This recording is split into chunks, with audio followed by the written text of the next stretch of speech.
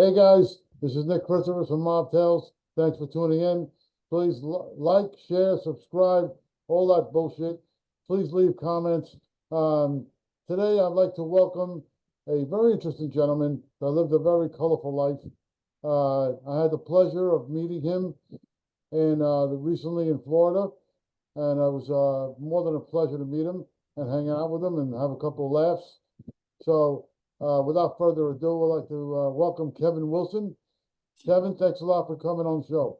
Of course, always, always. Well, just to give people a little bit of a background about Kevin, Kevin is came from the Ozone Park neighborhood. People that may be watching may know the area. It was a tough neighborhood back in the day, with the likes of John Gotti, Johnny A. Charlie Carneglia, and so forth. Kevin grew up in that vicinity, in that area, and he was a tough guy.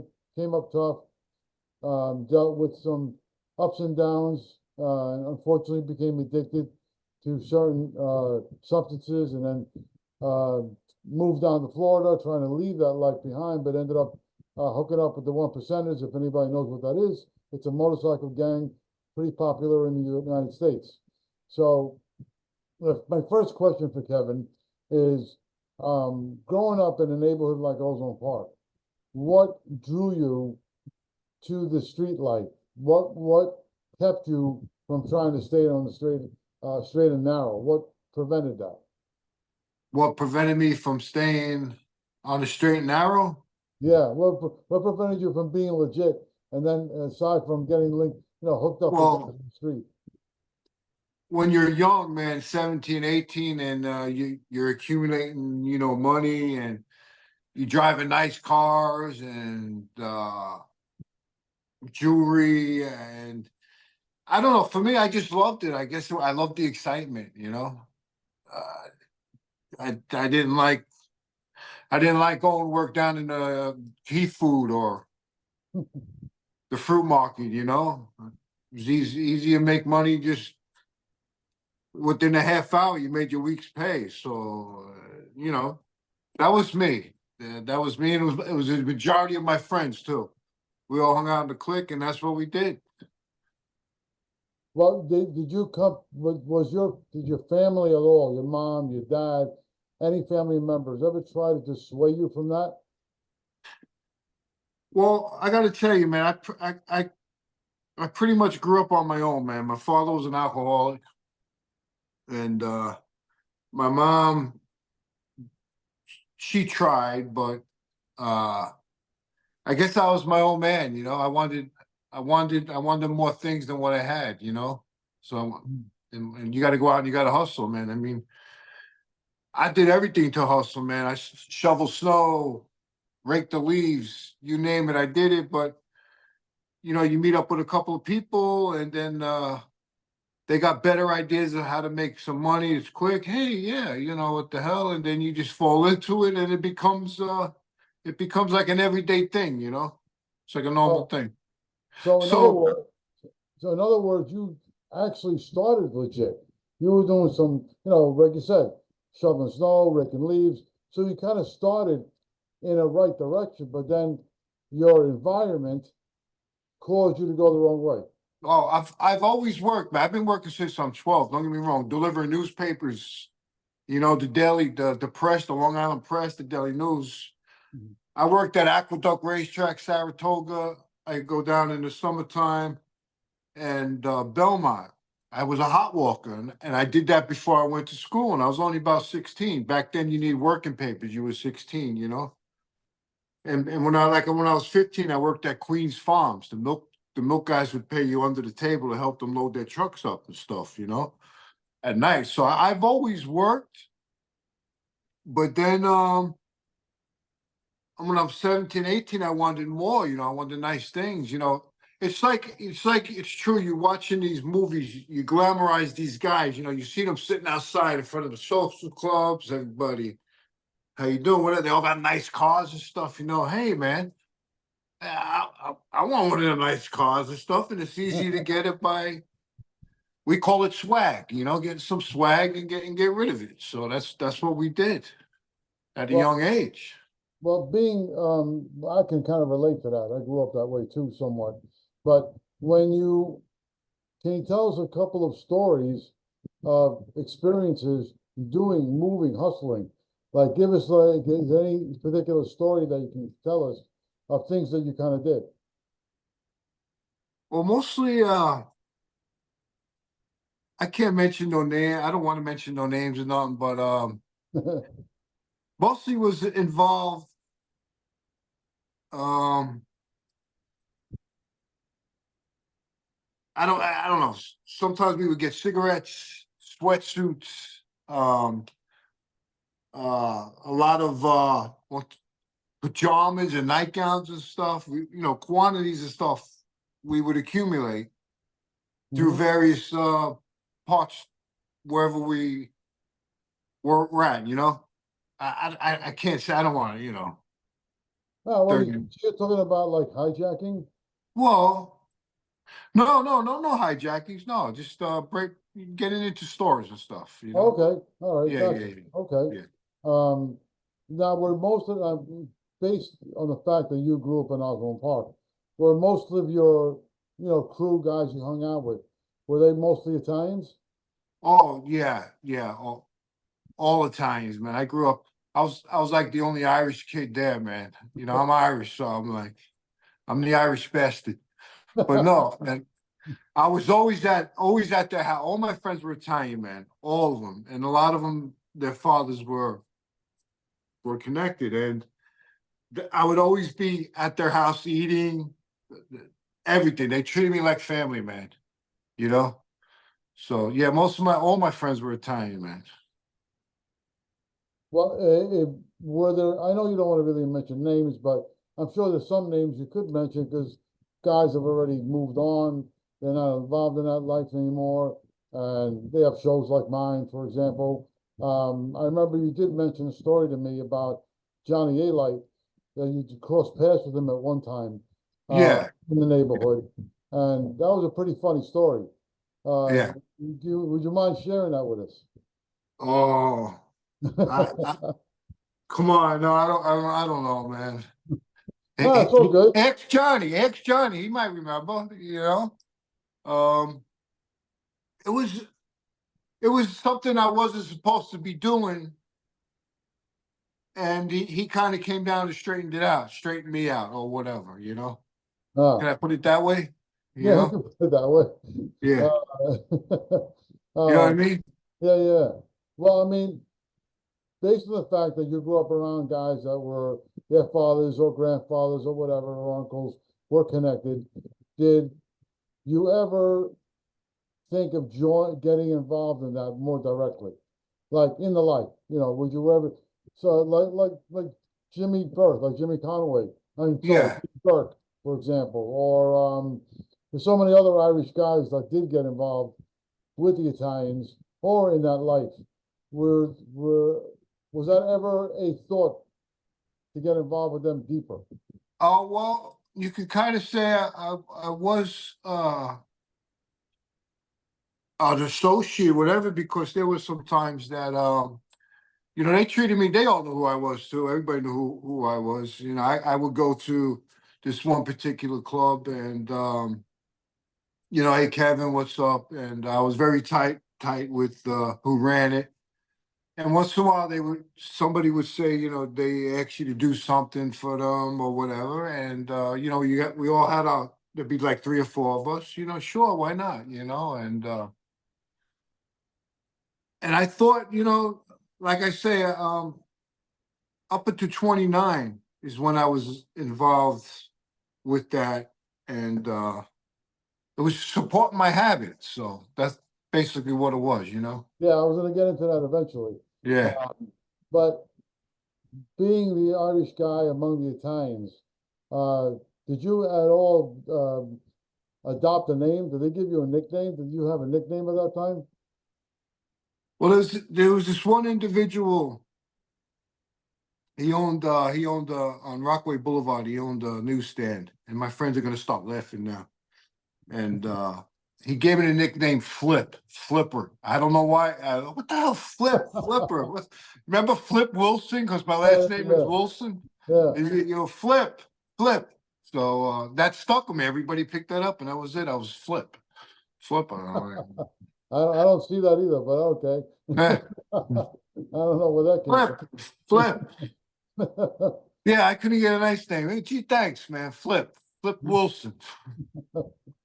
Well, during that whole time, did it ever, were you ever pinched? Did you ever do any time when you were around those guys doing those things? I've gotten. I never did real time.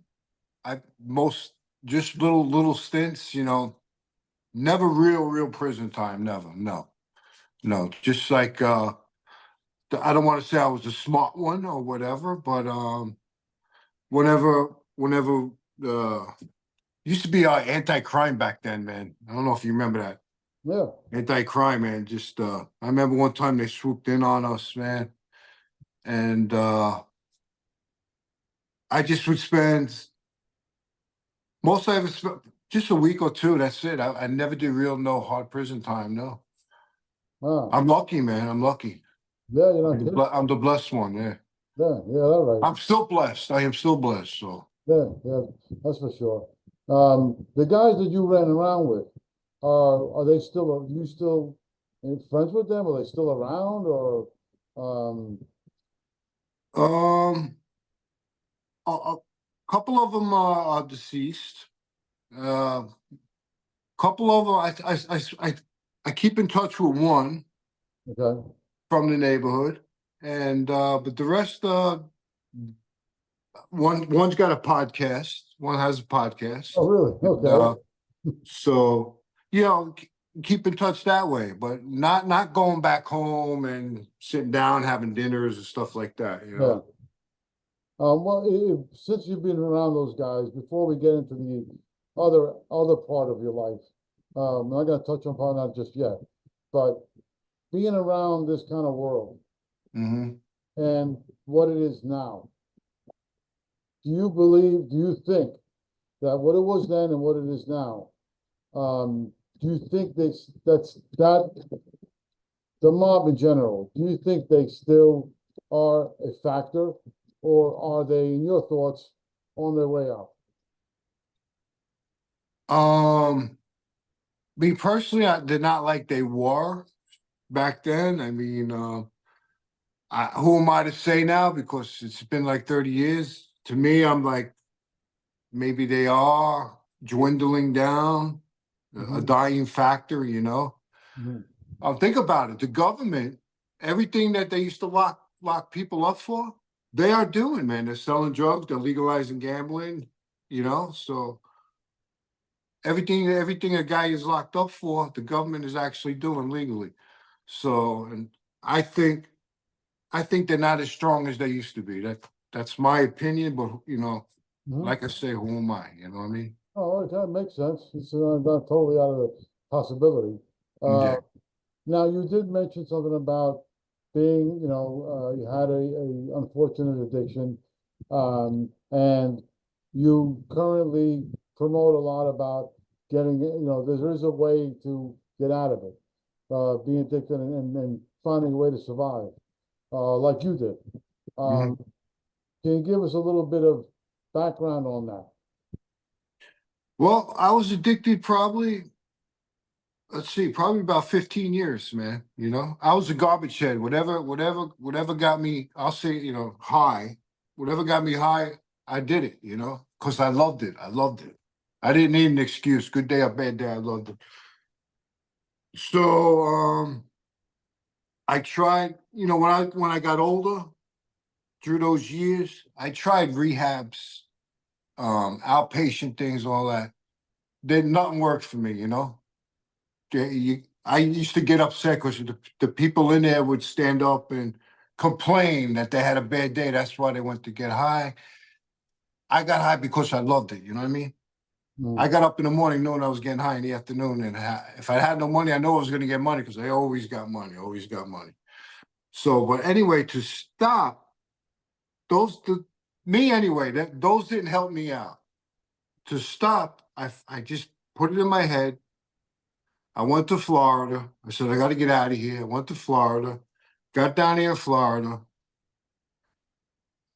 was clean, and I just put in my head, man, I don't want to live that life, man. I don't want to always be looking over my shoulder and worrying, you know, what's Mm. going to happen to me the next day or the day after. So for me, that was it. It was all up here for me, you know.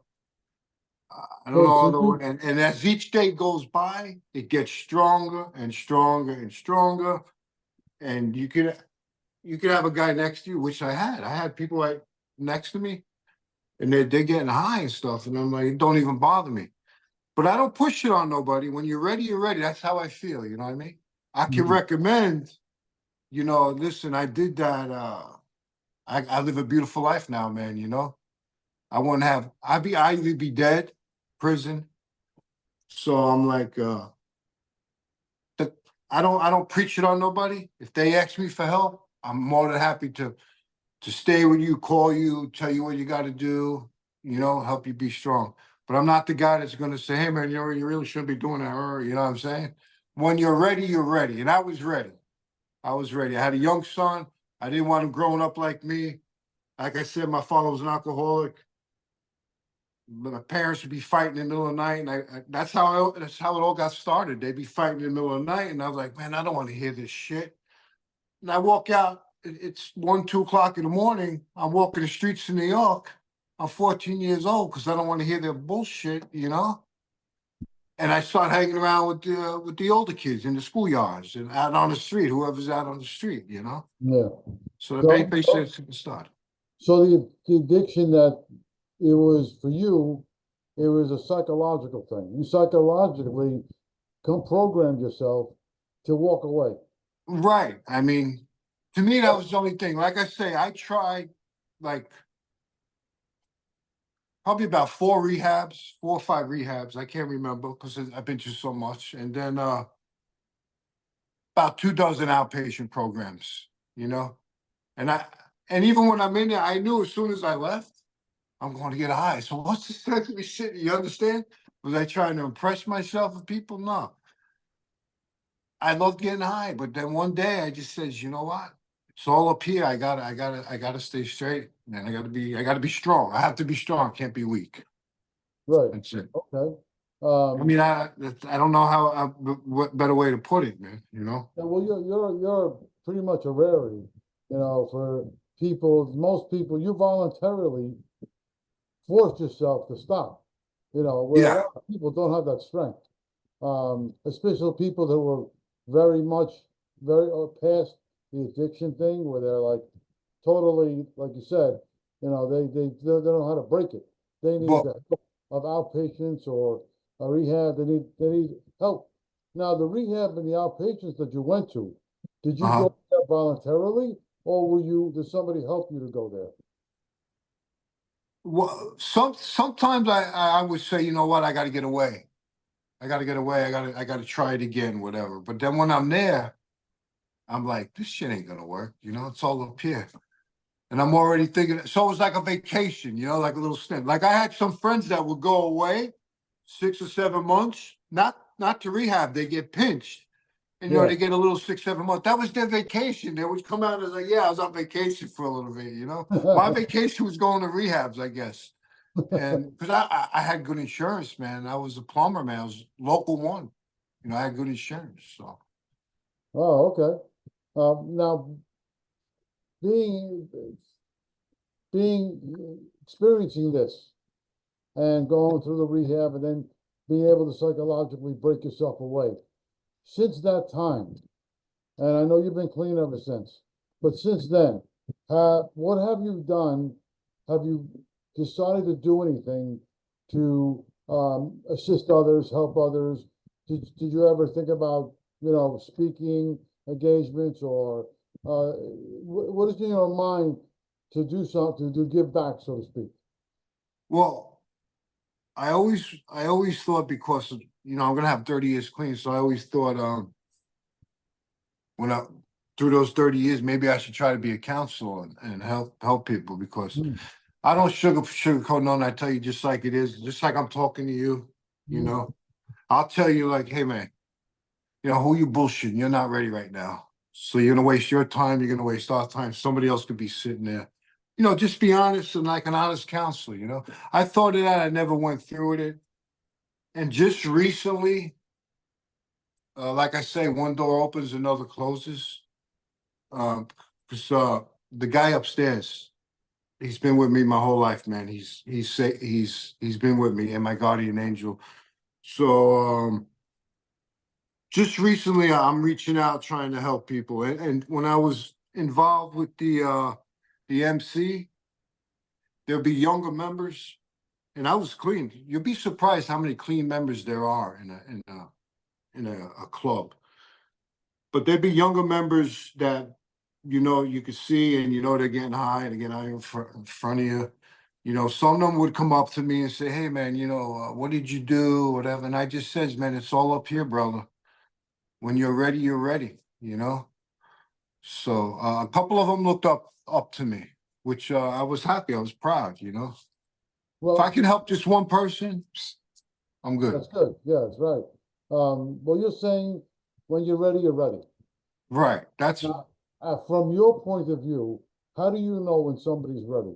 How do you know that? What gives it away? What gives it away to me is when they completely gave up on themselves, man. Completely gave up on themselves. Like they're thinking maybe kind of just ending it, you know? And then a lot I would tell them, man, listen, I know you think you're not gonna never have nothing.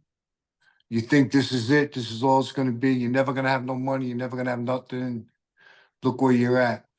You know, that's not true, man, because one day straight turns into 2 days straight, 3 days straight. You start saving money, accumulate money, you feel better about yourself, you're healthy, and you live a productive life. So Okay. to me, I would say when somebody is maybe complimenting taking their own life, you know, that's just me thinking that, you know. Right. I could tell, I could tell, you know, and then they just say like, man, I can't go on no more. I can't do it, you know.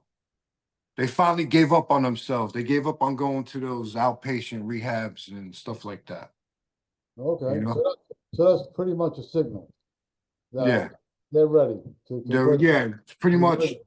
they're done. This is their last option, you know. Right. All right. Now I remember you mentioned to me that when you moved down to Florida, you did get involved with the motorcycle gang, the One Percenters. How did that come about? That came about when I came down here to Florida. You know, I'm a plumber by trade, so I started doing plumbing. And then I seen there was an open, and I always liked motorcycles, man. My whole life, I like motorcycles, and I always like hanging around with knockaround guys. I don't know what the hell it is with me, right? Look at my nose. Yeah, I Anyway, know. it's been knocked around a couple of I can times. see that. Yeah, I know. But anyway, uh, we're talking about we are talking about also. Remember, I was talking about God. I mean, Yeah. I've been hit in the head with a bat, and I've been stabbed a couple of times, and I'm still here. I'm still here. Thank God. No, I got grandchildren, home, house. I'm loving life. I'm loving it. Anyway, I came down. I was doing plumbing. I always liked motorcycles. There was an opening at Harley Davidson down here. They have one. They got three facilities. Hmm. I applied for it. I got it.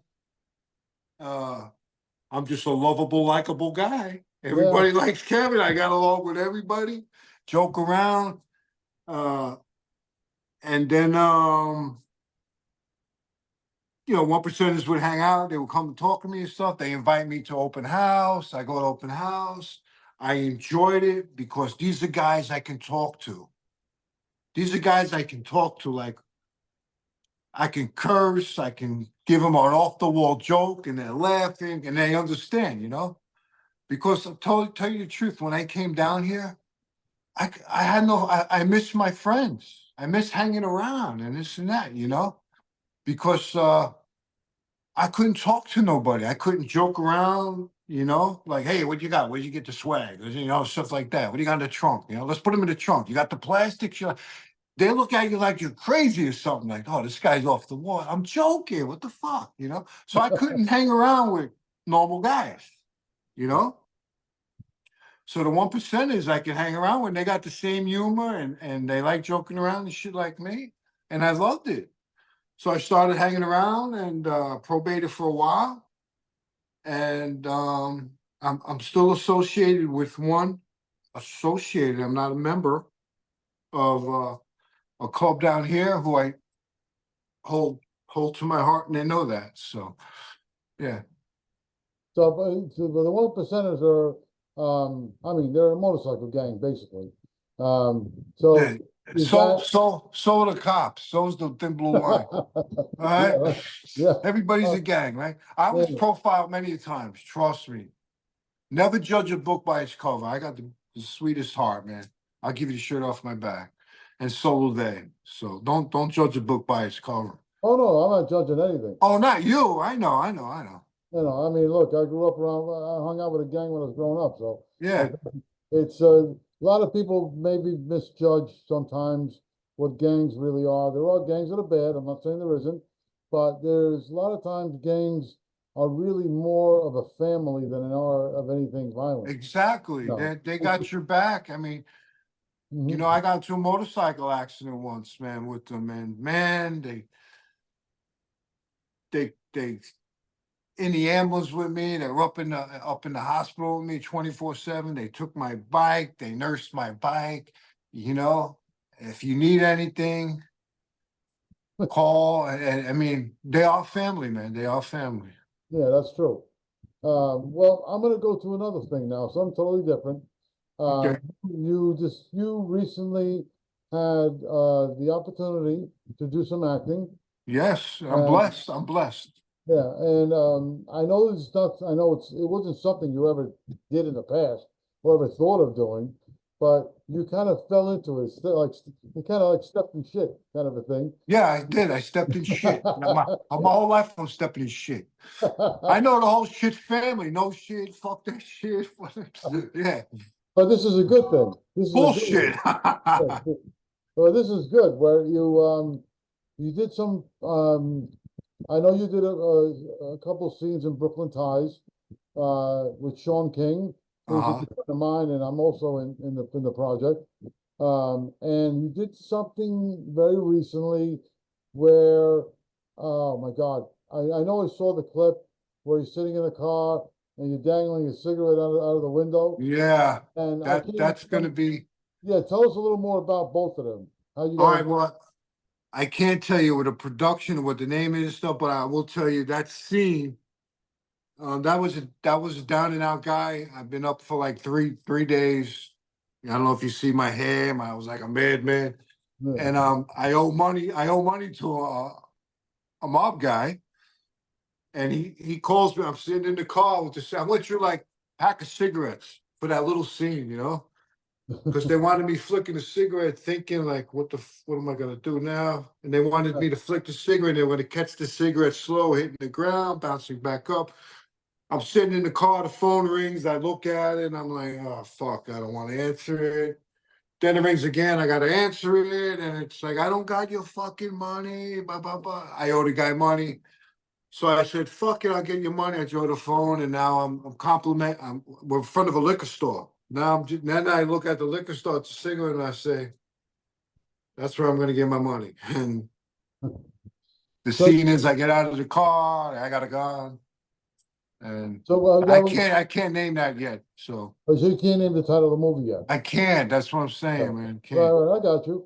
But prior to that, you worked on Brooklyn Ties, like you said earlier. Yes. Can you tell us how that came about? Oh well, Sean King's from the neighborhood. He's That's right, from Ozone Ozone Park. Park. He's I from know, Ozone Park, I and know. I knew he was doing Brooklyn Ties.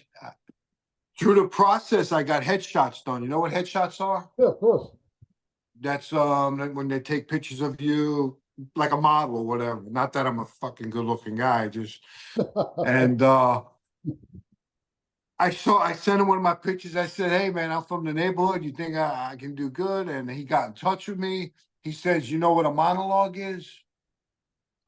I didn't know what a monologue is. I know he goes, that's why I send you something. You do it on the phone, Mhm. and I'll look at it. I'll tell you how good. So he sent me a monologue. And it was like a little script. I did it with my phone. I sent it to him, and he said, "That was great, man. That was great." And he wrote me in the script. So I was speaking to him last night. A matter of fact, Oh, that's late funny. at night, 10 o'clock last night. I'm talking to him. Yeah, Oh, that's we hilarious. become Okay. good friends because he was down here in Florida. Also, we Yeah. went out, we had dinner, and we did a little short film, just joking around. We were experimenting. So yeah, he's a great guy, man. Yeah, he Great is. guy. That he is. So is that, outside of those two, is there anything else on the plate?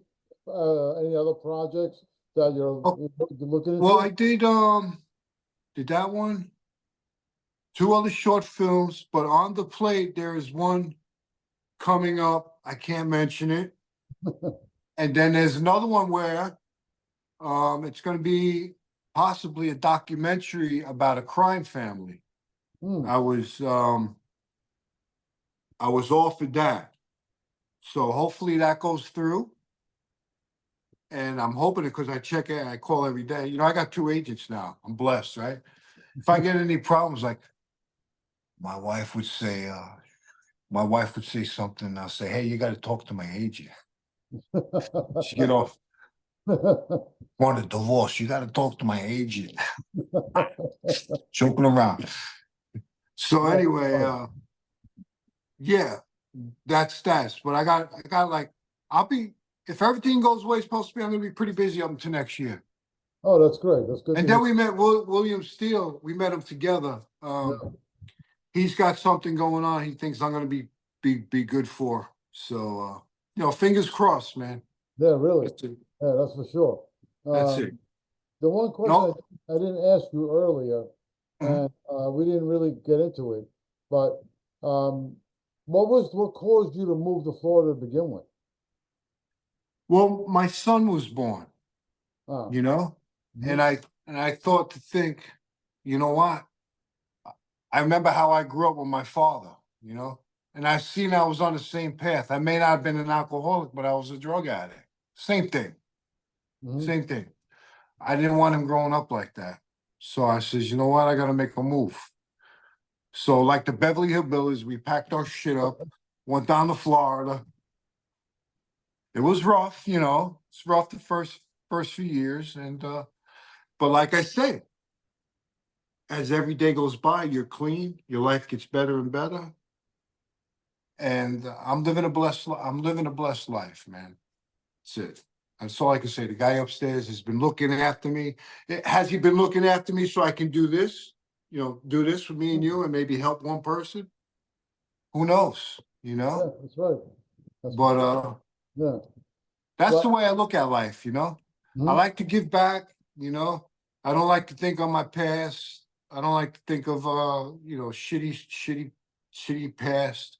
I like to think of the future and helping. If I can help you, man, I'll help you. Like I said, I'll give you the shirt off my back if I gotta, if it's gonna help you. That's just me. You know what I I'm don't know, I saying? seen you without a shirt. I don't know if I want to do that right No, no, no, no. Oh, are you now. talking about Dancing with Lou?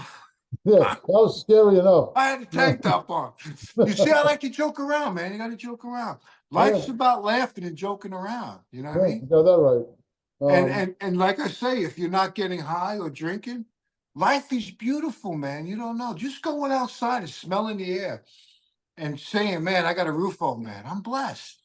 I'm blessed. People well, complain about everything these days. Oh, my hamburger didn't have fucking ketchup on it. Who gives a fuck? You got a fucking hamburger, you motherfucker. What the fuck? got that right.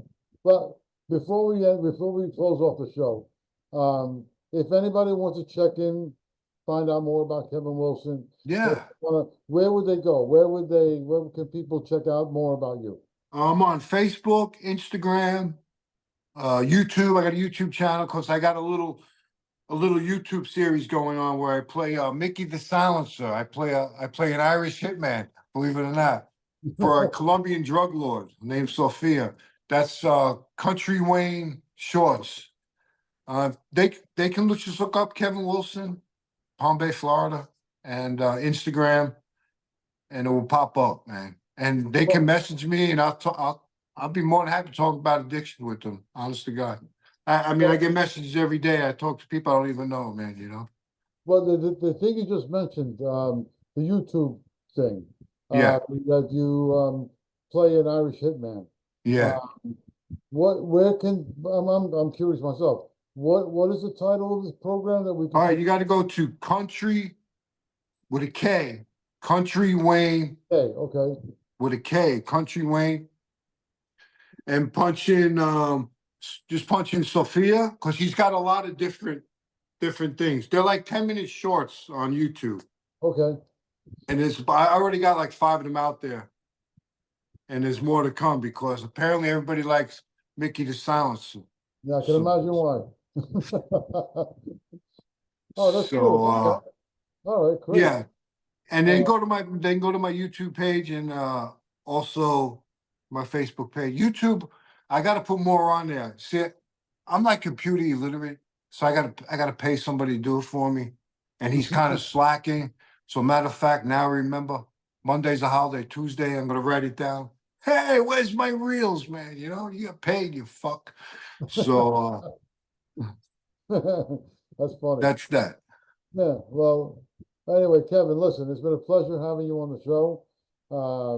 It's been a lot of fun, and I definitely, hopefully we'll see each other again real soon. And if, like I said, like you just said earlier, if anybody out there needs any help with any kind of addiction, Kevin Wilson is the guy to talk to. Reach out to him on Facebook, It's my Bible. Twitter, or whichever. It's my Bible. Look, I got my original coin, Oh no, look at that. Awesome. 30 years old. Definitely reach out to him and he'll definitely be more than happy to help you out. Definitely. Yeah. Well, Kevin, thank you again. And hopefully, like again, I said, well, if you ever come up here, definitely let me know. If I ever come down there, I'll let you know. Oh, I already told you, man. You got a Yeah. place to stay. I appreciate that. You know, but what part of Florida you're in? Well, I forgot what part you're in. I'm in the stuttered here. Brevard County. Brevard County. It's Okay. Central Florida. Central Florida. All right. Cool. Just so there's an idea. Just curious what area. I don't know Florida that well. I know Boca and I know West Palm. That's it. And Well, Lauderdale. I didn't know when we went to that little book signing. I was lost out front, and meanwhile I'm standing right in front of the joint. Yeah, I know that was pretty funny. I remember that. Yeah, it was pretty hilarious. And you helped bring my pretty lady friend upstairs, which is cool. Thanks. I appreciate that one. Like I say, man, I have no shame. You tell me, see, people, you tell me what to do, I'll do it. I don't give a fuck. I got no shame, brother. I'm just like you, man. We're average Joes, man. You know what I'm saying? Yep, That's it.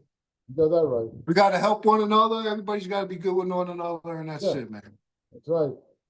Again, thank you much, Kevin. I appreciate it. And guys, definitely check him out. He's definitely a real deal, great actor, good guy, knows a lot of stuff, and he's very humble in so many different ways. So, Thank you. You're no, too kind. You're too yeah, kind. no, I'm just being honest.